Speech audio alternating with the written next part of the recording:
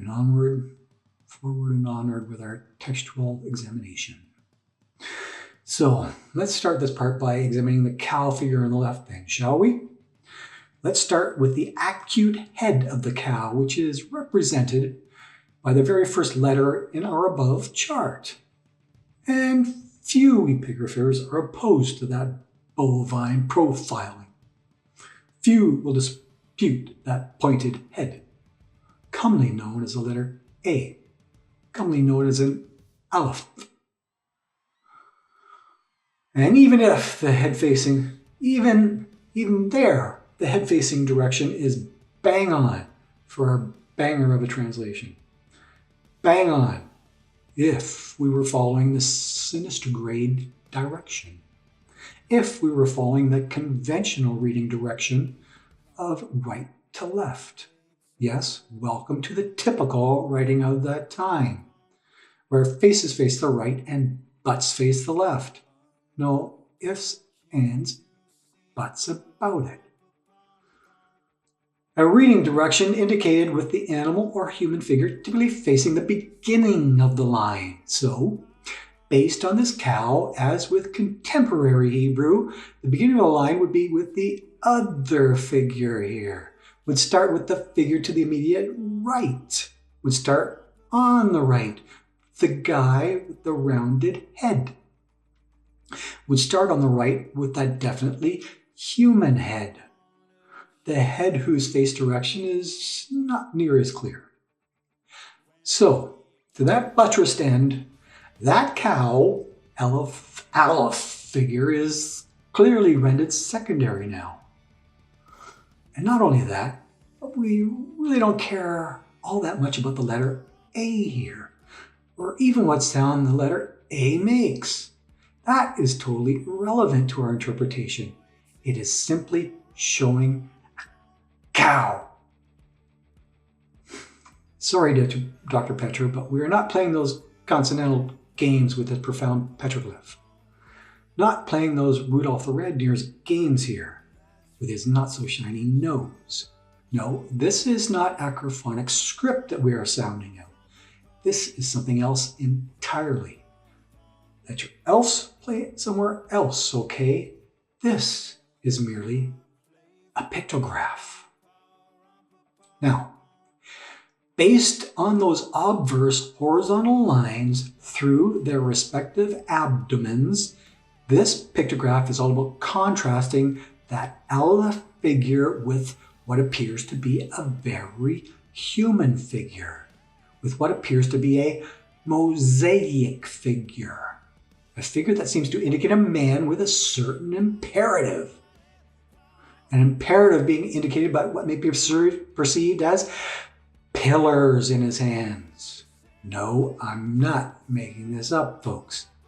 Pillar is in the 6th row of our above chart. Do check it out. So, this pillarizing figure may quite rightly be perceived as the Vav of our chart. Yes, the ancient Vav that morphed into a Vav. No big morphing deal, huh? Sounds pretty much the same. Now, it only takes a minimal stretch of the imagination to perceive those pillars in his hands as being those inaugural tablets. Those tablets commonly known as the 10 Commandments. That is, unless this guy is actually a giant with gigantic fingers. A giant giving us the fingers, giving us a 60s peace sign. But that is giant speculation. All humor aside, giant tablets that may have been as large as 24 inches tall in order to tightly squeeze them into the Ark of the Covenant. Though Glenn Fritz thinks those tablets may have been scaled down a wee bit. Not nearly as gigantic as that Rembrandt painting indicates, slightly less than a cubit tall instead of your standard cubit.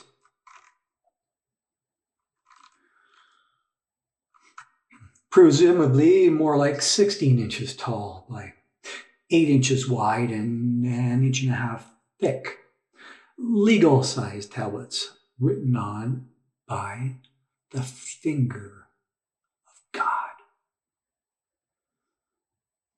But still reasonably tall and still reasonably thick, eminently visible to the masses. Possibly white marble slabs. Slabs readily available at the summit of that mountain. Slabs that stick out like a spear in its side. Slabs with double-sided writing upon them.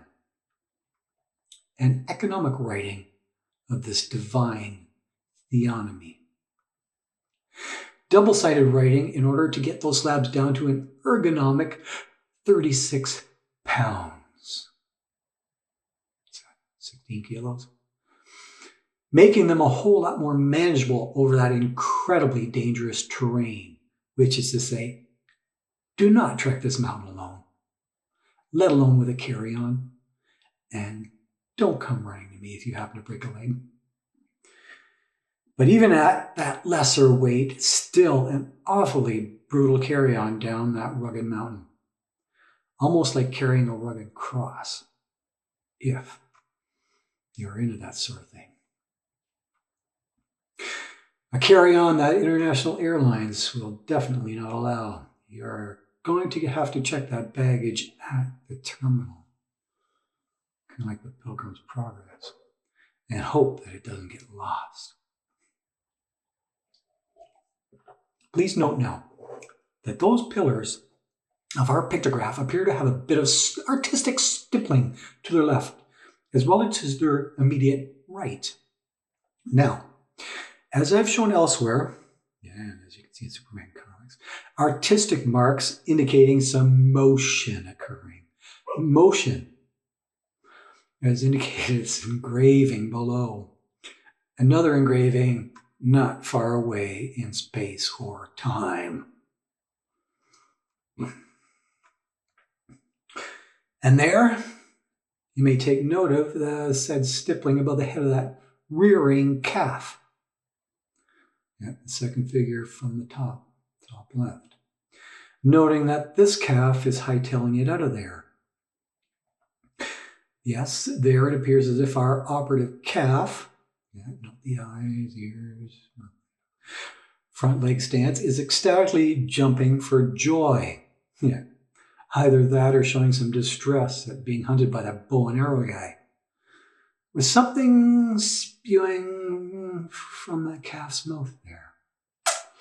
Quite possibly blood. All other figures there appear to have their feet planted firmly on the ground. They are not afraid of the big bad bowman, who may have been an Amalekite. Now, not to be confused with our dear Scott Stripling, I believe that this body stippling effect is how those artists wanted to draw your attention to motion, to a movement of some sort, to a rapid sort of motion, sort of like your Superman comics. And as a brief aside, I happen to support Scott's rapid motion on his lead tablet as well. I fully support his rapid release of information, since getting prior academics' consensus is just a pipe dream, a smokescreen of screw tape proportions. It sort of makes me want to roll on the ground laughing instead of gaslighting Scott up. What a bunch of ungrounded screwballs, including the godfather of that mob. Having said all of that, I would now like to draw your attention back to our operative engraving. I'd like to draw your attention to a vertical line to the far, far right on our operative boulder, a lackluster line that you may have overlooked.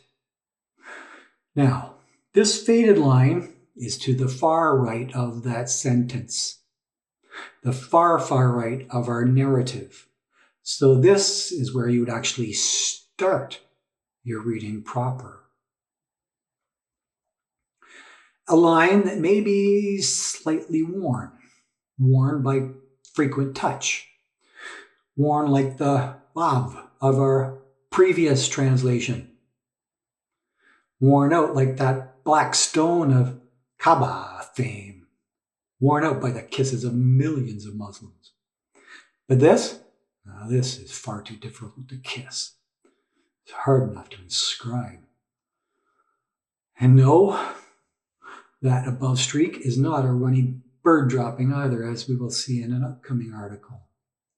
No, those markings fade away, whereas this streak will not go away, and has not for many millennia.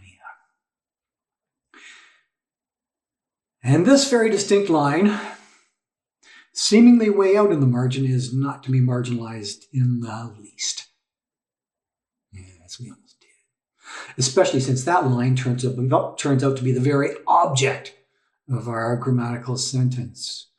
An object that simply cannot be obviated, cannot be erased, no, not without doing damage to the context. And it is my proposal that this singular little line, all by its lonely, may quite well be may quite well be one of the many lamad type figures that we ought to see in our chart above. A chart that is somewhat incomplete. However, this is an utterly unique lamad figure in a category by itself. A lamad type figure without the fancy crook, since this particular lamad is far more primal, less supplemental, and more fundamental. More fundamental to our very existence. More fundamental than eyes to seeing or laboring lungs to breathing. Yes, that's sort of fundamental. A super straight lamad, which long preceded our laborious lamad, and long preceded that shepherd's crook. A nominative that preceded that oversized genitive. A nominative that cannot be overstated. In fact, a super straight figure which both preceded and produced that inflated figure. An exaggerated figure displayed repeatedly in that Rembrandt painting above. I'm not going to scroll back to it. Prefacing those 4 initial lines of his. However, our very first figure is just your basic and which is used 37 times in your Hebrew Bible. Yes, thanks to John Eddy for that. An original Hebrew nominative used 37 times with neither a prefix nor a suffix, unlike that later El Shaddai of the poets. El Shaddai. Poets who thrive on those colorful expansions. An expansion which is a far more pleasant sounding nominative for sure. A descriptive nominative which traditionally meant God with breasts. Yes, see the pseudonym of the above chart. However, the less sexist, helpful God interpretation is now being proposed in academia. Proposed in a less sexist academia. By a less sexist woman, no less. Yes, much like the now proposed non-shagging helper of King David, a helper named Abishag. See the latest issue of Barb. No, isn't that helpful, huh? Still, a singular El that is often associated with a pantheon of gods. A pantheon that Christians consider to be wholly Trinitarian, with Christians being quite willing to grant the pluralistic, let us make God, make man in our image. Pardon that. Wow, try that again. Let us make man in our image. Not a Freudian slip or what. Which is to say, let us make man in the very image of our spirit and our truth. in order that they might worship us in spirit and in truth. Yes, the very best kind of worship, wouldn't you say? Even if you're not a Christian.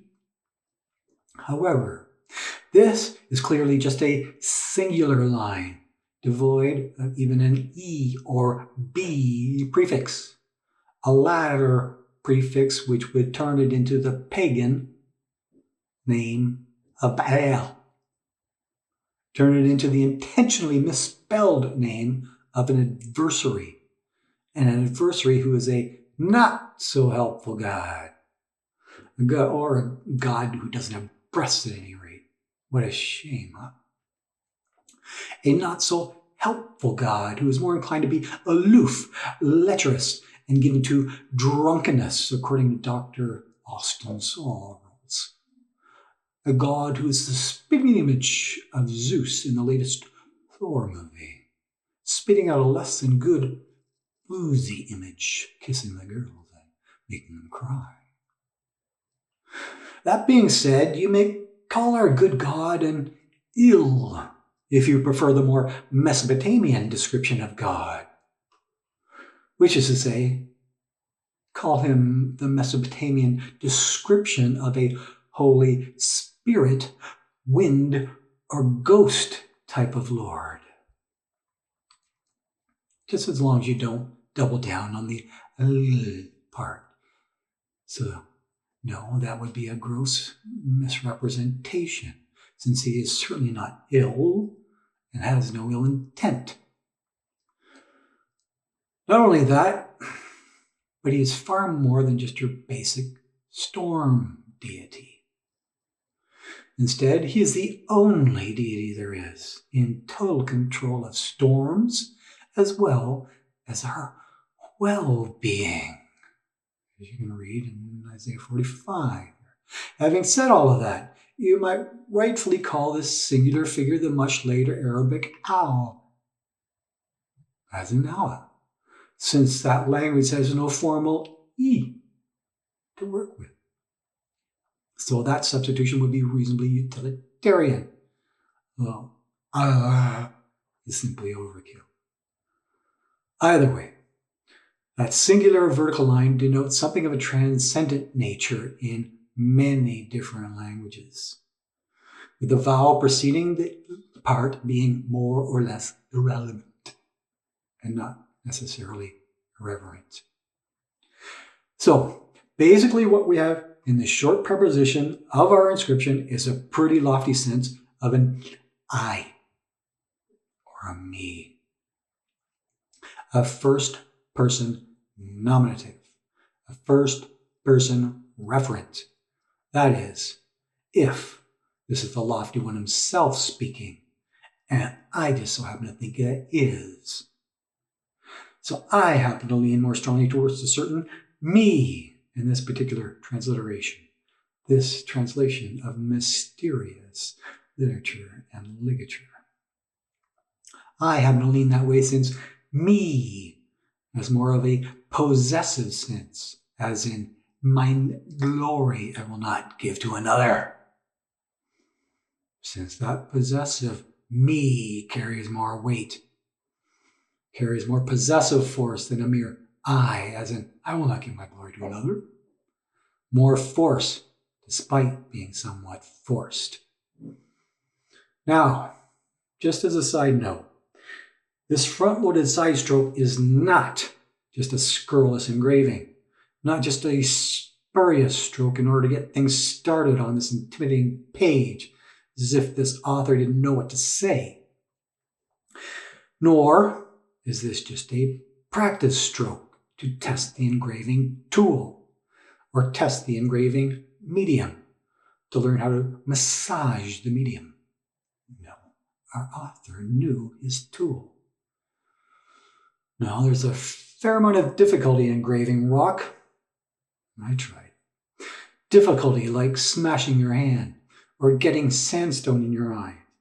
Least of all, falling from this treacherous height. Practice somewhere else, thank you very much.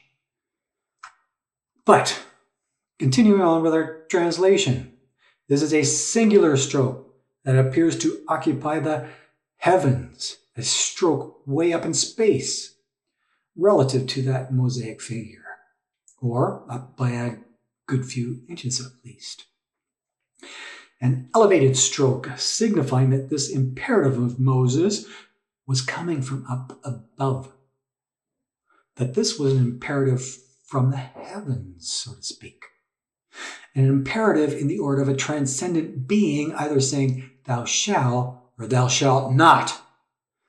And again, I'm leaning towards the latter imperative, just because it is a stronger imperative. No is a considerably stronger word. Now, despite the very strong imperative, this engraving appears to be a Lord-friendly recounting of a very recent event, a narrative of a highly pivotal event at that very pivotal mountain. A narrative that insists that Moses is actually the good guy, despite the horizontal projection of our Petrovich chart. No, the first figure in that chart, and the last figure in the chart, and which way it is projecting, as opposed to the projection in our inscription. Yes, despite the prevailing direction that our Tov is facing, since that Tov is actually facing the right way for our context. A stroke of good fortune, you might even say. A mazel tov, you might even say. Which is to say, the face of our good Hebrew Tov is shining towards the right, shining towards our glorious Al. And the lean of our mosaic figure indicates as much, whereas the cow Tov is pointing to nothing, pointing to oblivion. I'd also like you to note that our horizontal stroke continues well on into that circle, indicating something being deeply internalized here. And internalizing indicating a deep, deep conviction, something deeper than your mere abdomen. Again, that is not a super sharp spear or arrow penetrating their abdomens, least of all a sword. That is a sadly shallow misreading. We have dealt with that dullness earlier. Also, if that sort of reading were the actual case, then both figures would be dead and irrelevant. They both skewered each other.